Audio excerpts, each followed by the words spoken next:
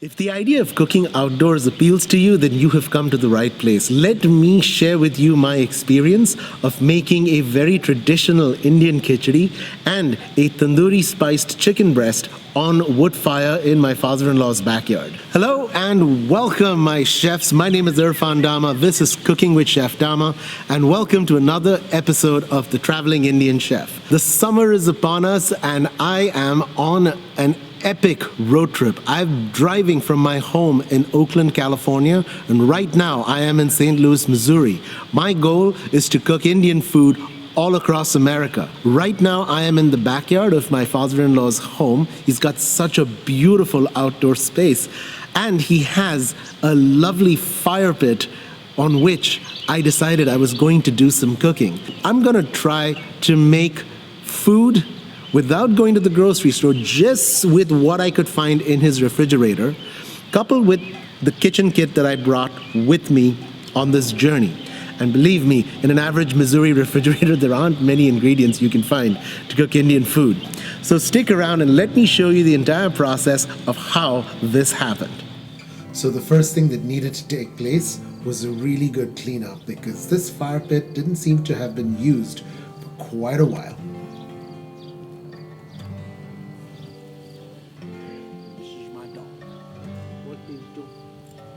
And now the place is cleaned up, and we're now ready to turn this into an outdoor kitchen. So I'm going to unpack my kitchen tote that I brought for my outdoor cooking. Let's see what's in here.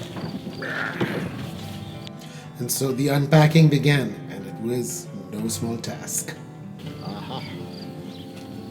I should have picked this up first, because cooking only begins when the apron goes on. My kitchen setup is mostly done. I've got my knife, I've got my cutting board, my mise bowls, my spice bin, oil and salt. That's what I came with. Now I'm gonna go get some ingredients from the fridge. Let's go raid Pat's refrigerator. So obviously there's not a whole lot you find in an average Missourian refrigerator that can help you make a good chicken tikka, but I am going to try with whatever I could find in there. So what I was able to find was some chicken breasts. There's about 3 chicken breasts in here.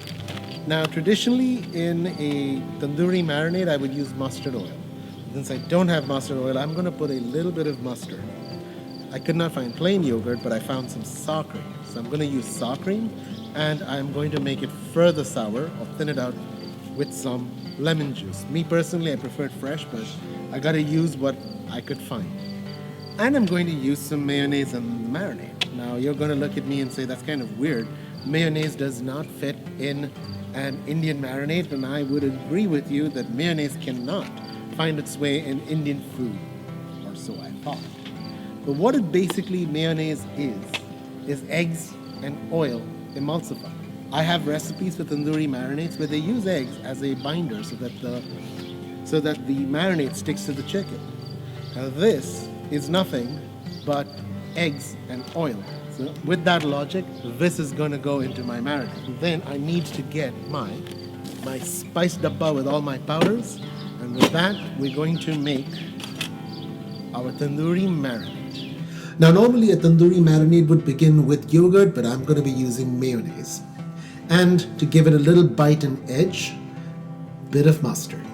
Now I could not find yogurt, so I substituted with some sour cream, which is cool because the fat will be good in the dish.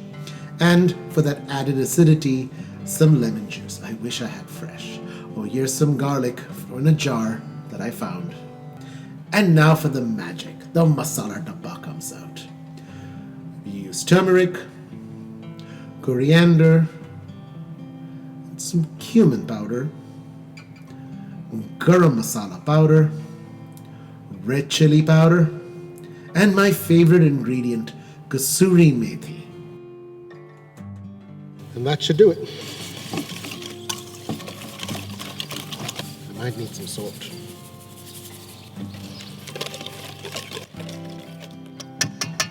And now the chicken breast will go in, and we mix it up and leave it aside to marinate. And now it's time to get the fire started. Let's get going. I mean, building the fire is the best part.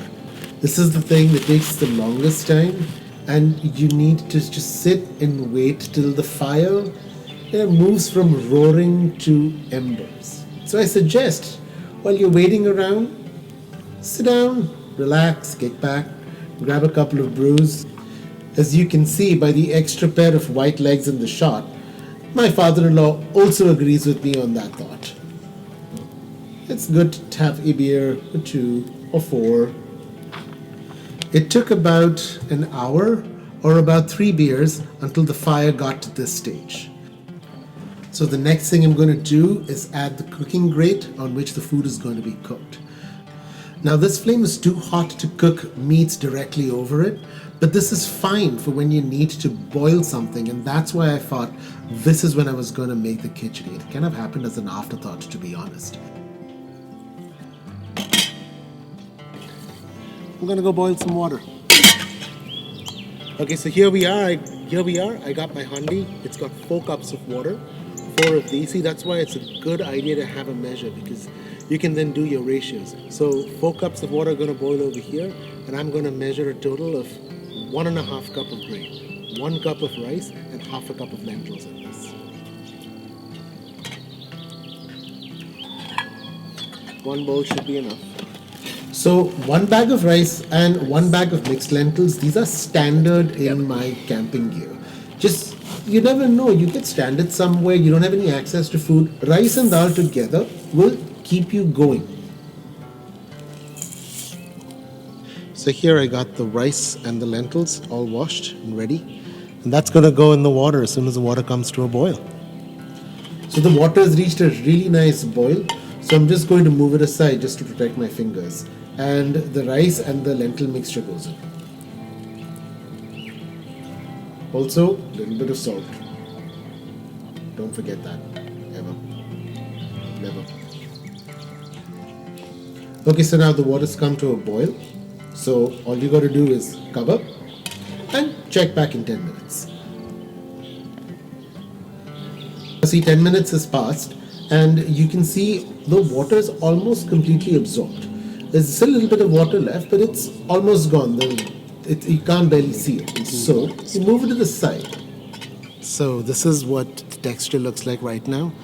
And like all the water is almost absorbed. It's got good flavor, and the salt's just about right. So now at this point, I'm going to move it off and I'm going to let it set. At this point, you never disturb the rice. You have to let it absorb and just kind of come into itself. Now this is important. No peeking. Leave the rice alone. If you open the lid and you let the steam escape, the rice is never going to cook. Now is a perfectly good time to put the chicken on flame. So now, before putting the chicken on, first we need to grease the grates. You take a paper towel, you soak it with oil, and then give the grates a little rub down. This just prevents the sticking from happening. And now the chicken goes on, making sure the grates are super hot. That's really important. That's what gets a good sear. That's what prevents the chicken from sticking to the grates, per se. Also, don't mess with the chicken too much. Let it sit and let it develop a nice crust before you start messing with it. When it's time to come off, it comes off dislodging easily. Cooking on open flame is not an exact science. You have to go more by the feel of it. You will recognize which parts of the fire are the hot spots, which are the medium spots, and you move your chicken around based on that feel. Also, you must never forget to put the leftover marinade, smear it on the chicken while it's cooking. Takes it up to the next level. Sometimes when you're playing around trying to find the hot spots and the cold spots, something like this will happen. Don't worry about it. It's not going to kill you. It's perfectly fine eating. Just go on grilling. About 20 minutes in, I'm now ready to take the chicken off the flame. That's what it looks like right off the fire. At this point, now this is the time for the chicken to rest. Let it kind of calm down, let all the moisture that has been trying to escape in the form of steam just come back as juiciness. So I'm going to cover it with that bowl that I used to wash the rice. I'm going to go check on the khichdi. The khichdi has been resting undisturbed, and now you can see the grains have absorbed all the water. The consistency is perfect. And now, to impart flavor, I'm going to need to give it a tadka. That's right, I got one tadka pan. Let's get her heated up. And while the tadka pan was getting hot, I gathered all 3 of my masala dabbas, and while waiting for the temperature to be just right, I caught up on some beer drinking. And some more, and maybe a little more. Okay, time to do the tadka. Start with the oil. And opening up the first masala dabba, which is the garam masala dabba, I got my whole red chilies and some bay leaves. Also, a few black peppercorns and some whole cloves. Next, from my tadka spice box, I got a little bit of whole cumin and a little bit of whole fennel seeds as well. And from the powdered spices masala dabba, some turmeric, some red chili powder, some coriander powder.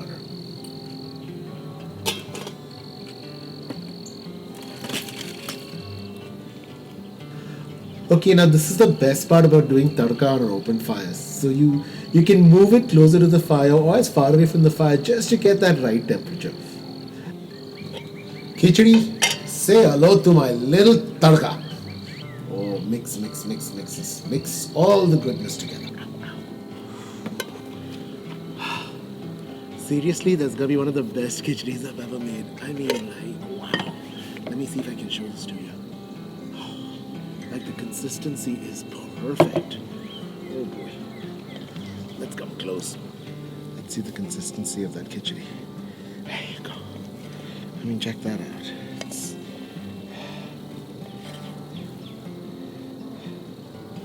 And only one thing makes it better, and that's butter.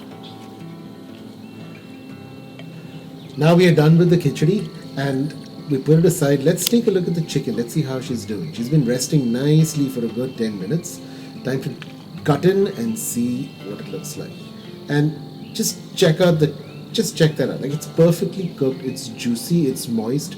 I tell you, there's something about this mayonnaise and sour cream that just takes it to another level. Wow. Also, please forgive me for these food orgasm sounds. Sorry, I just could not help it. Oh my god. This is fucking good. Oh, yeah. Yeah, those sounds continued for quite a while after that. And now it's time for me to sit back and enjoy the fire a little bit. And that is code for more beer. But when you have a fire going, it's a nice cool evening, and you've had good food done, it's earned. There you go, my friends. That's my story of cooking Indian food on open wood fire in a backyard in St. Louis, Missouri. My name is Irfan Dama, and this has been Cooking with Chef Dama and this series of stories called The Traveling Indian Chef. Please stick around because I would like to share my journey with you. My goal is to drive across America and cook Indian food wherever I stop on this road trip. Please do subscribe if you haven't and hit that bell icon so you are notified when the next video comes out. And please share your comments with me. I love hearing from you. I'd love to know what you think about the show, and I'd love to know what ideas you have you can share with me that I can cook outdoors as I go through this epic journey. I will see you in the next video. Thank you so much for watching. See you then.